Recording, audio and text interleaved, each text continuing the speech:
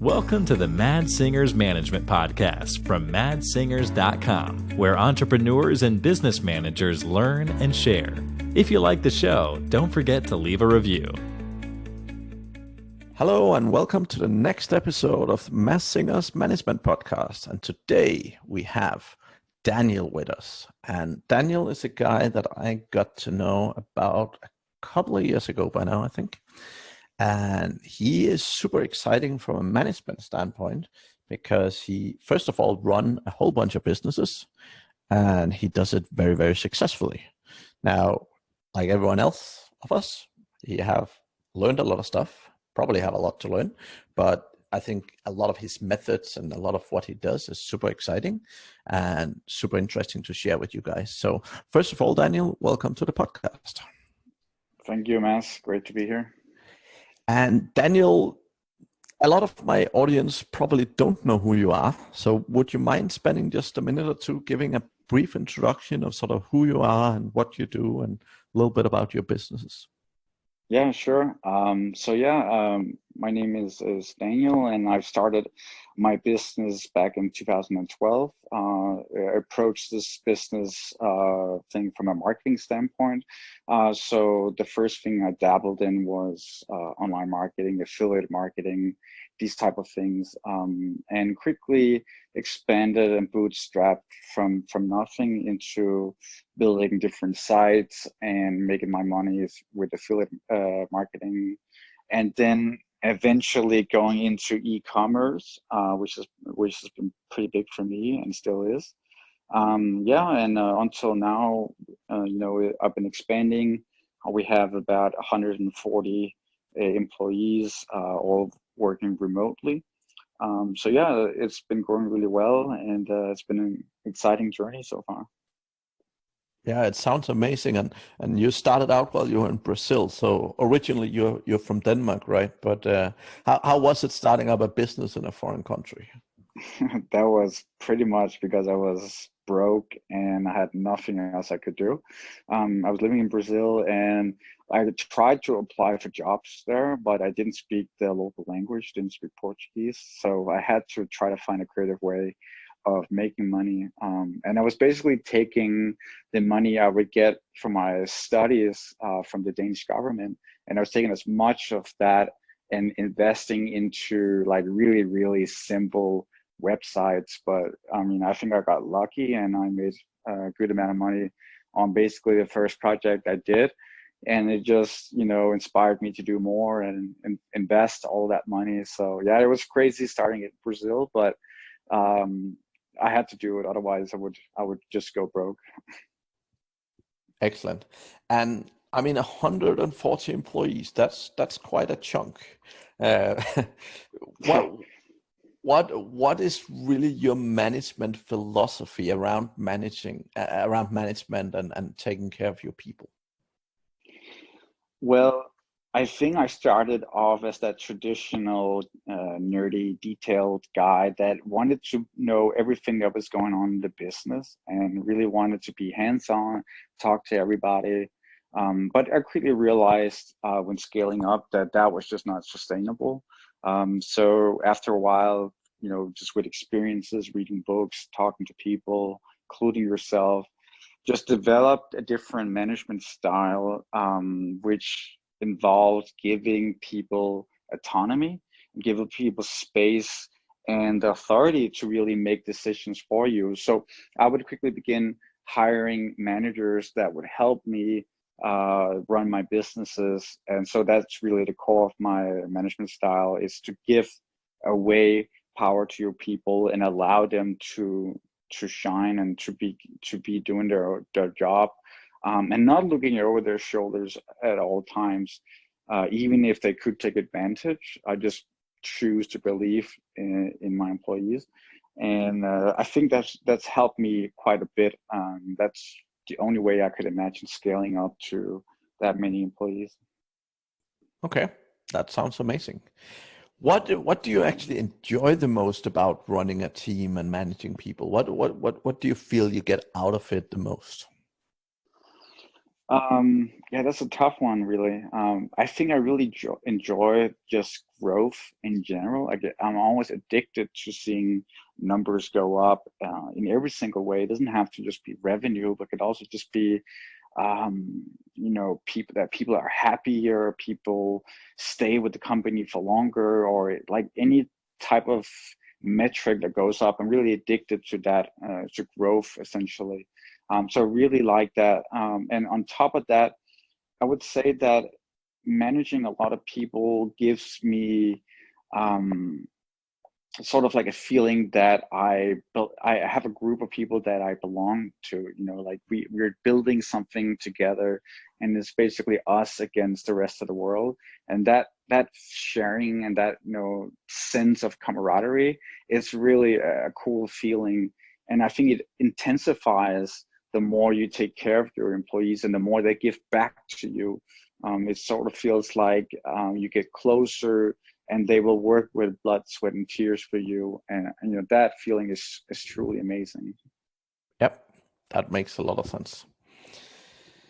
What's the biggest challenge? Like, obviously, when building a company like that, you face a lot of challenges. But what's, from a management standpoint, what's the biggest challenge you felt you have managed to overcome? Well, that's a tough one.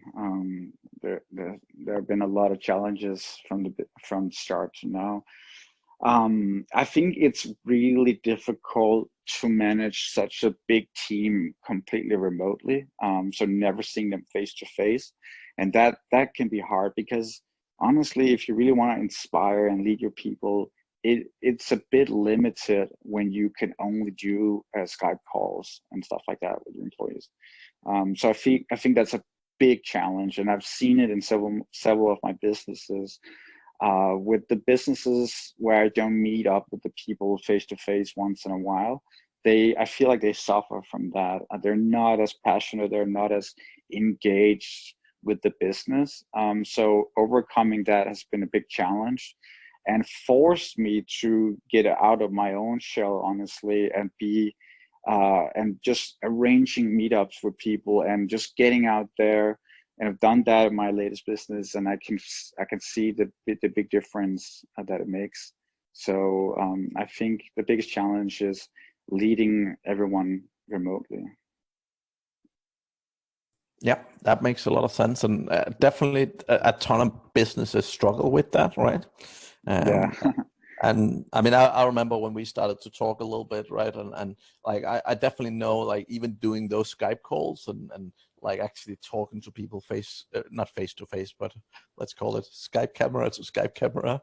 That in itself makes a big difference if you haven't done that before. But Oh yeah. yeah, there's definitely something to be said about physical presence, right? Like there's Oh something yeah. hard to replace. So Yeah, it's funny because we all try to get away from that face-to-face thing and meeting up at an office. Like that's been the trend generally in the industry, especially with online marketing and all these businesses taking off like rockets.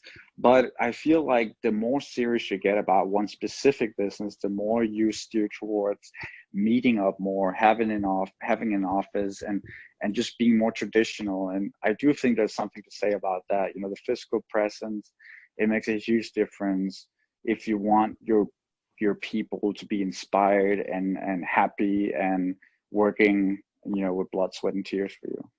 yeah, that makes a ton of sense.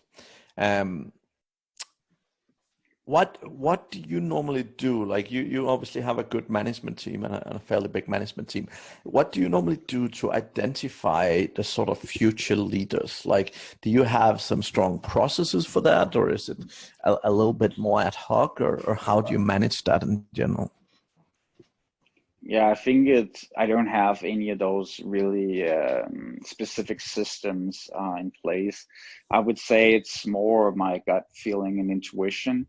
When I see people are independent workers and they get things done, they don't have excuses, and they naturally seek an alternative solution when the first one didn't work out. When all these qualities are in place, for me, they're almost natural leaders, because it shows initiative and that they're proactive. So those are some big qualities as well. But obviously the last part of the puzzle is also that they're able to communicate and lead other people and be a leader in the difficult situations. So that's something you can only really see when you call people, meet with people, talk to them, and see how they interact with the other employees in the business. So that's something I will sort of survey on the sideline and pull people to the side if I see they have great potential. Okay, interesting.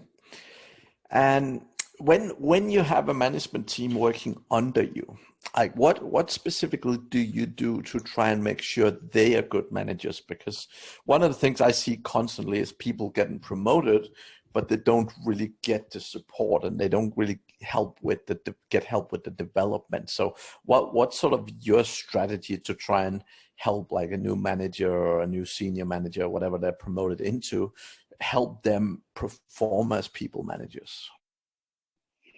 Yeah, I think that's a really good point, and I think it happens a lot, especially in high growth companies where everything is just scaling really quickly.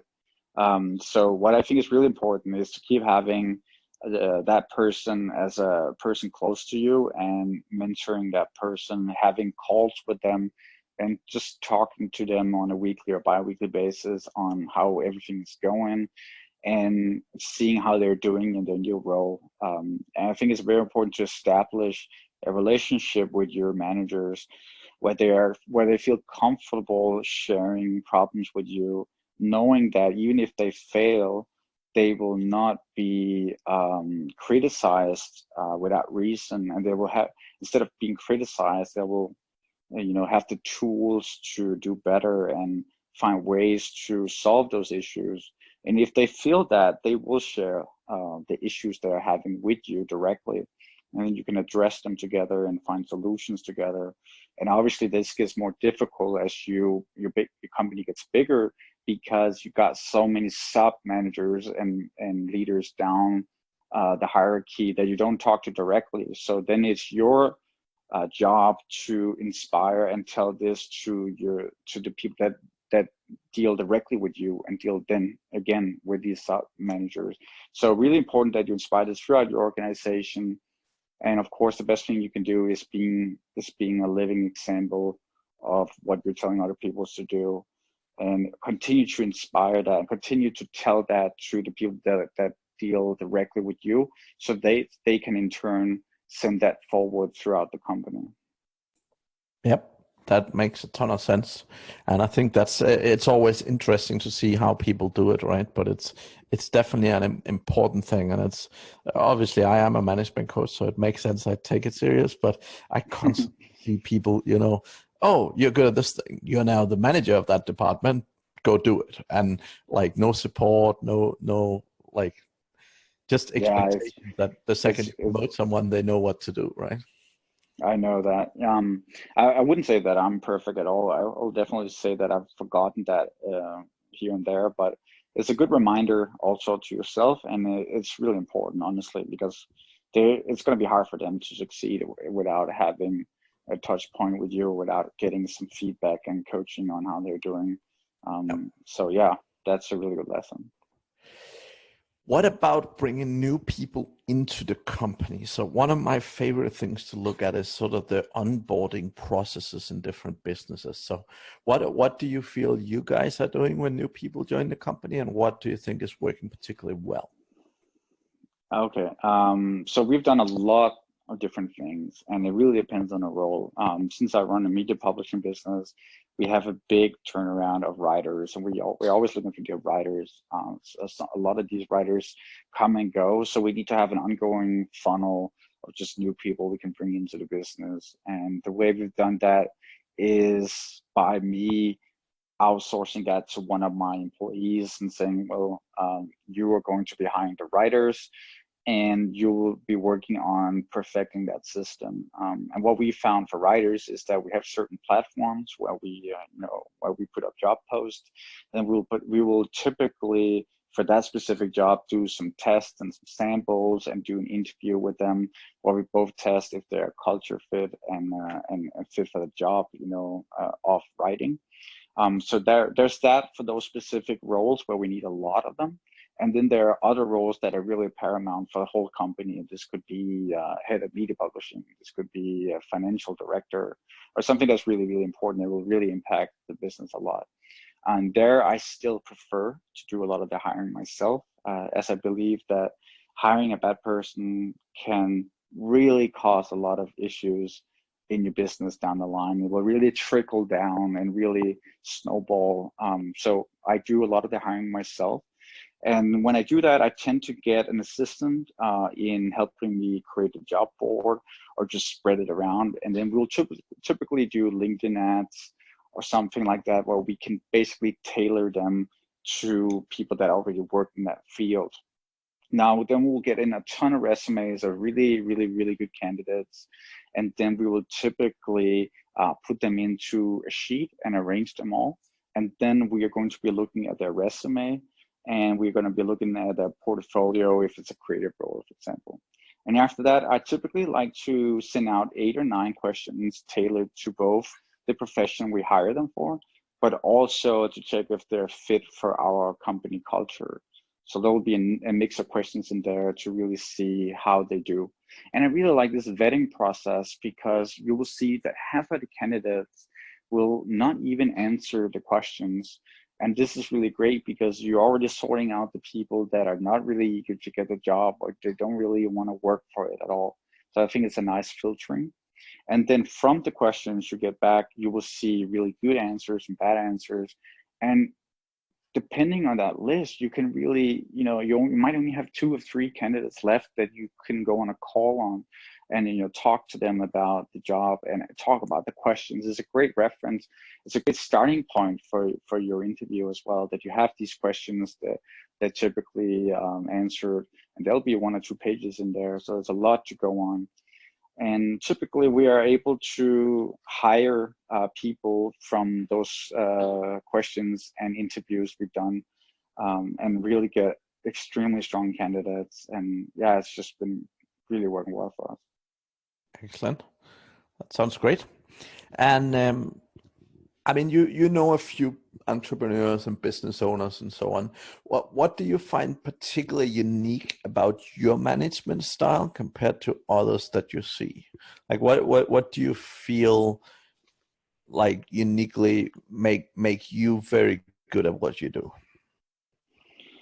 I don't know if I'm better than everybody else. I can't answer that at all. But I think something that's important for people to consider is you can't scale a business to beyond 6 or 7 figures and really go worldwide if you don't give autonomy and power to your employees. You have to allow them to make their own decisions and fail, and then be supportive and constructive when you give feedback, and allow them to learn from that.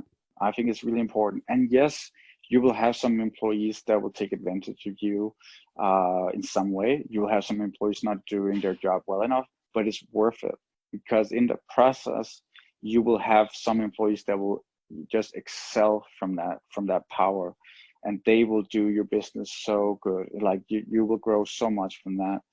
And honestly, if you don't trust your employees, if you don't show it every day, that atmosphere will get picked up throughout the company, and everyone is going to be hostile and basically not believing in each other. So, they will check everything 10 times. They will not get anything done. I really believe that it's important to trust your employees. I think it's really something to consider. And then the other thing that I really think is important, and some will disagree with this, but I think when you're starting a business, or if you have a business that you're extremely serious about, and you wanted to expand to a worldwide brand, you want to take this, basically public, you really want to go all out, then you have to understand the role you're hiring for. If you're hiring somebody to be the head of PPC or the head of Facebook ads, whatever it is, then you cannot hire somebody good without understanding that business, without understanding ads. So I think it's your role as a business owner to not be an expert in everything, but to understand something about everything, because you have to be able to challenge your employees to do better. You have to be able to have a call with them, with the head of PPC, with the head of e-commerce, and talk to them about the different metrics and what you can do better, and all these different things. And so I think it's really paramount that you don't just do what you're good at, but you do a little bit of everything and have an understanding of everything. Just like you can't run a business if you don't understand financial numbers as well. You'll have to be able to talk to your CFO about these different things. So this is one of my biggest advices, to learn all these different aspects of running a business. Awesome. Yeah, I think that's super interesting. And yeah, you're 100% right. Like a lot of the time, particularly if there's things you have no understanding of, and I've been there. I mean, many years ago, I tried to hire an app developer when I had no clue about any kind of development, and it's freaking hard to talk with them, right? If you don't speak that language, it's like, that's a tough job. It's crazy, right? And they can just screw you over because they know that you don't know the data they're talking about or anything of that nature. So if you really want them to perform well, you have to understand everything, and then learn in time to be really good at that as well. I think it's just paramount if you want to build a really, really big, successful business. Yeah, that makes sense. So, I mean, all of us, none of us are perfect, or at least very few. So No. that's something that's really important to me. So what is something specifically that you're currently working on changing or improving? So what's something that you're currently feeling that this thing have to be fixed or changed or whatever? Well, I think one of the things I recently worked through was sort of like a fear for being on stage, or a fear of being in front of my employees face to face, or stuff like that. So that's something I really worked on a lot, and I feel like I'm doing much better. I'm meeting with my employees face to face, and I'm actually getting addicted to that process of talking to people and talking in front of people. So I think that's something huge that I worked through. And I think a lot of us online marketers, we have this thing where we think we can just work from home and then we can just manage everyone through Skype or Slack. But yeah, you can do that. But once you get big enough, you won't be able to do that anymore. And you'll have to be a real leader, standing in front of a big crowd, and talk to your employees. And I think that's a really essential skill in a leader and a CEO. So if you can't do that, then I really suggest you get a partner that can do that. Okay, that makes a ton of sense. Also, a second thing, a little bit similar. So I'm always conscious of business risk. So what do you currently consider the biggest risk to your businesses? And like, how do you generally try and mitigate that? Honestly, the biggest risk in the way I've set up my business is the affiliate partners that I work with. If they change the relationship, the conditions we sell under, that could affect us a lot. And of course, Google, as basically the sole company that delivers all our traffic through their search engine, that is a massive risk as well. So those are big challenges we have. And what I'm doing is spreading my income over many different channels, and not just doing, for example, affiliate marketing or banner ads, whatever, but also doing other things like e-commerce and stuff like that. So I think it's important to hedge yourself against potential change in a Google algorithm, or changes in the terms of your affiliate partners. And you can do that through many different ways, but one of them is just starting businesses in other industries, and potentially finding synergies as well. Like, I've been really dependent on affiliate income for a long time. Now I started an e-commerce business, and some of the products I sell through e-commerce are also promoted through my media publishing business. So basically they help each other make money. So that's a great way to diversify, yet still have a lot of synergy, which I would recommend everybody doing. Yeah, that makes a ton of sense. And yeah, I think that's more or less it for me. Any sort of tips and tricks or apps or anything that you have become addicted to from a management standpoint that you want to share with the audience? Oh, I think I'm very boring from that standpoint. Slack is obviously something I use every single day, and I'm very religious about using it correctly and having, a really good system for our channels and having people use Slack correctly. So that's a huge thing for me. Other management tools, I'm very low tech, so we basically use Google Excel for a lot of different things. Code everything in there, pull data directly into Google Excel, just keep it low tech. So those probably is the tools I've used the most. I can't really think of anything super out of the ordinary. Sure. So yeah, I guess I have to be the boring one. What about any books, any favorite books? So what I've been talking a lot about is giving autonomy to your people, and also creating that feeling of camaraderie. And I think some books that are really good for that is Let My People Go Surfing, the founder of the outdoor brand Patagonia, which really shows how to build a culture and a brand that is out of the ordinary and how to get people to work for you with everything that got. So this is an amazing book. And then another book called Delivering Happiness, which is by the founder of Zappos. It's an amazing book, but also shows you a little bit more about how to build a culture in your business that people just love to work for. And I can't recommend those books enough. Excellent. Well, that was 2 books I had not heard about, and that rarely happens. So thank you for that as well. Sure. Daniel, if people have been super excited to hear about this stuff and desperate to get in contact with you, what's the best way to hit you up? They obviously, I got email, I got Instagram and stuff like that. So if you want to share them in the notes, that's totally I'll add that fine. in the show notes. Yeah, and then they can easily get in touch. Excellent. Well, thank you so much for joining me today and sharing your management wisdom. It was a pleasure to have you here. Yeah, it was a pleasure to be here, man. Thank you very much. Thank you for listening to the Mad Singers Management Podcast. Please leave a review. It means the world to us. You can also learn more about management at madsingers.com.